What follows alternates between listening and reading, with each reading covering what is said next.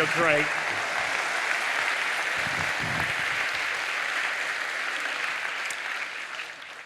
Thank you. Imagine that simply seeking the feeling of safety was your overriding dream, hope, and the focus of all your dream. I'm going to share with you my passion, determination, and ambition to find safety. But this journey will never have been possible without a string of kind and generous individuals who've opened countless doors that led to safety. The stories I want to share with you are connected to my experience in a very beautiful country called DRC, Congo. This is a country that has suffered so much. Just to give you an idea, between 1998 and 2007, 5.4 million people died there. This is equal to the whole population of Denmark. To break that down, 45,000 people were dying every month. Congo is often in the news, not for good reasons. They have also been reporting that this is the capital of rape, the world capital of rape. Indeed, conflict there and violence, especially sexual violence, have been used as a weapon of war for many years. Today's conflicts are considered the deadliest since the Second World War. Now, when we read stories like this, here, it is very difficult to connect with people's experiences. A friend of mine, a refugee from DRC, encouraging me to come to talk today, reminds me that a story that's not told dies in someone's mind. The truth goes along with it. Evil flourishes when it's not pointed out. I was so fortunate to be born in one of the most beautiful places in the world. This is the highland mountains of South Kivu. I was born in Mang semi-nomadic pastoralist cattle herder Tutsi tribe, also referred to as the Banyamulenge. Cows and lifestyle is everything for us. In fact, we take it too seriously sometimes. We have a myth that all cows around the world belong to us. I remember when I started school, a teacher asked me 10 minus 6. In my cultural understanding, knowledge must be relevant and useful. I said to the teacher, "What do you want to do with the 6?" And the teacher went, "I want to make it easier for you. If you have 10 cows you're looking after, and 6 go missing, how many do you have left?" I said, "With all my due respect, there's no way I'll go home without finding the 6.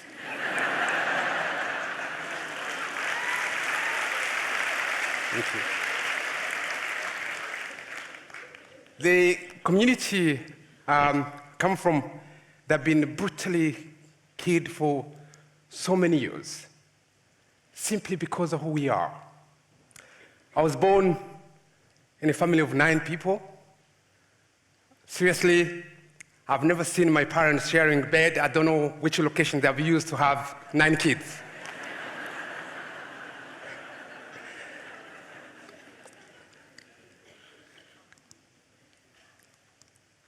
I've enjoyed so much moving this spectacular landscape, rolling hills, swimming in the rivers, and searching for honeybees and fruits from the forest.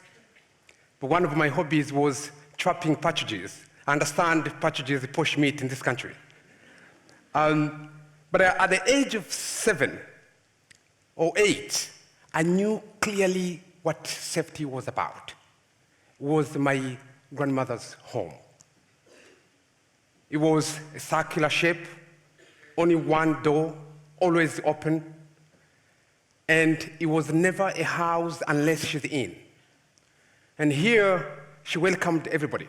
She always had something to share with the strangers. And here, she also taught us the philosophy of Ubuntu, which is about human kindness. She often reminds us that no one should be happy if one of us is sad, or the idea that there is no such a thing as self-made person. Something which I still remember vividly was a wild animal, a beautiful young antelope was being hunted and ran inside my grandmother's home. And the hunters came claiming for it. And she said, go away, I'm not going to give it out. Instead, she gave them a goat. In the evening, she released the antelope into the forest. Now, my grandmother's home became the model of safety I thought about for the rest of my life. But the two incidents ended my naivety of happiness there. It was a beautiful day. We were playing in the village happily, and suddenly soldiers appeared. They were from para-commando units. They were so brutal, aggressive, scary, and carrying AK-47 and so many other bullets. A man, very wonderful man called Jeremiah, who was the chief of the village, reported himself to them. Straight away started stabbing him. We were around there, blood literally spraying on us. A few weeks later, I went to help my mom with the harvesting. I was with another girl who was about 14. And a few hours later, my mom said, we're done. You guys can go home. I will find you. In the middle of this journey,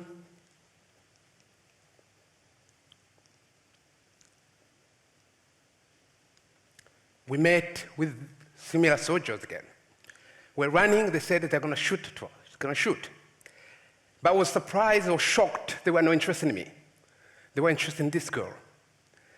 They grabbed her brutally, and she was screaming, asking me for help. I was only 9. I could not help her. I was trying to help. She was holding my leg, and they end up pulling her toward the edge of the forest. I still vividly remember grasses pulling off, others she was holding, trying to help herself. And they raped her.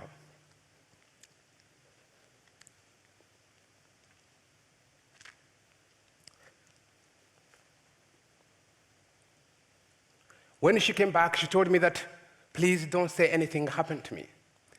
I said I will not. I knew that she would suffer stigma for what had happened to her.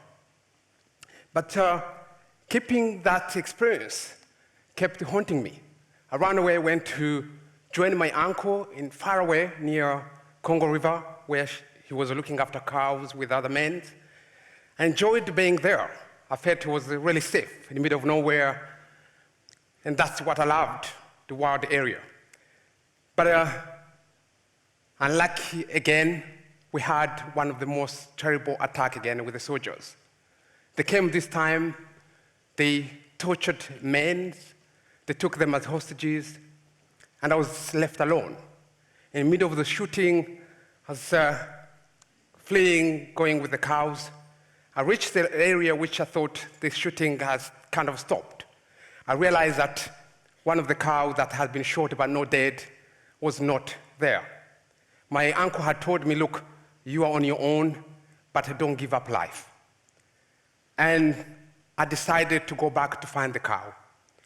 But I was in dilemma, that if I leave these ones, they're going to be missing. Instead, I came with an idea. I knew cows love salt, and I knew they love also scratching themselves on a tree. And I found where there are trees and also termite mound, and I sprayed the salt on termite mound, and I went back to find the other cow in the middle of the shootings. And when I brought it back, I felt it was my biggest achievement until today. Later, people came to rescue me after a few days. I had nothing to milk the cows or the milking cows in my mouth. And I went back to the village. Attacks had been there for a series of attacks had been going on. My grandmother was unable to run, and she was suffering from stomach ache, and she felt it was undignifying for people to keep seeing her going to the loo. She went to the forest, and we never found her. And so many other members of the family had been killed. This time, I decided to go far away into the city. Knew nobody there, but I was trying to find a school, and I thought education will protect me.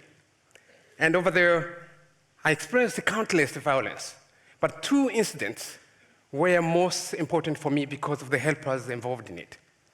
It was another beautiful day. I'm coming from school, and a group of gang arrested me.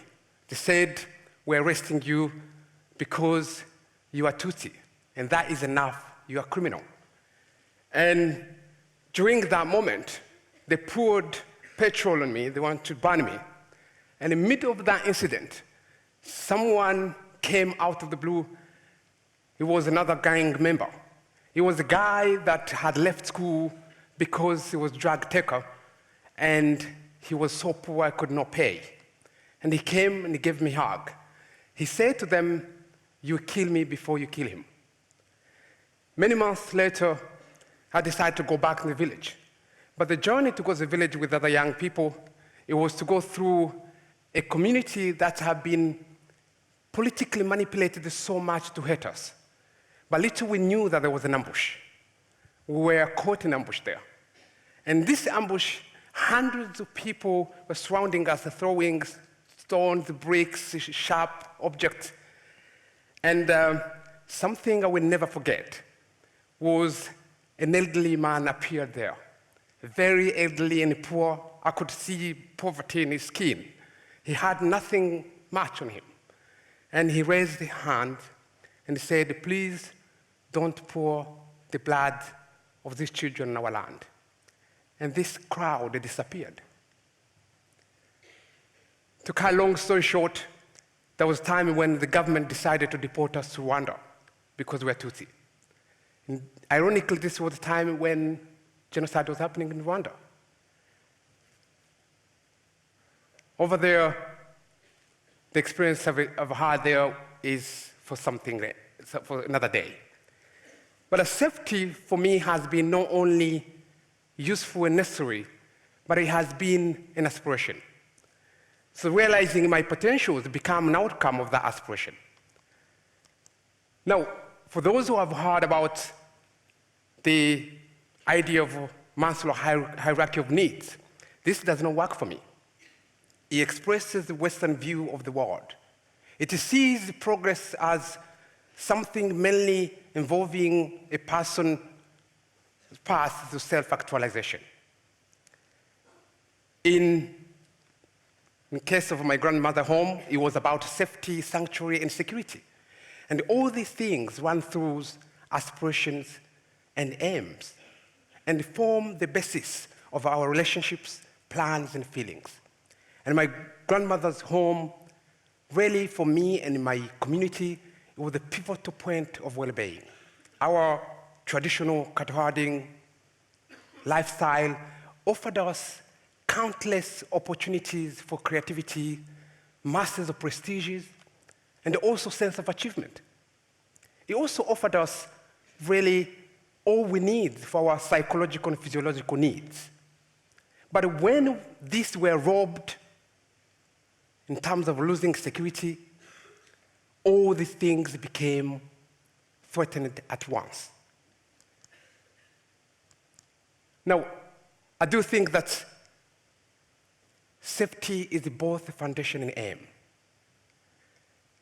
These were the outcomes of my dream, which was found as safety.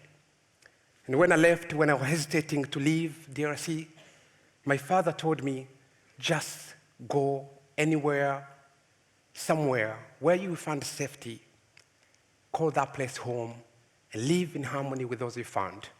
And that's what I did, and it led to many successes. Thank you so much. Thank you.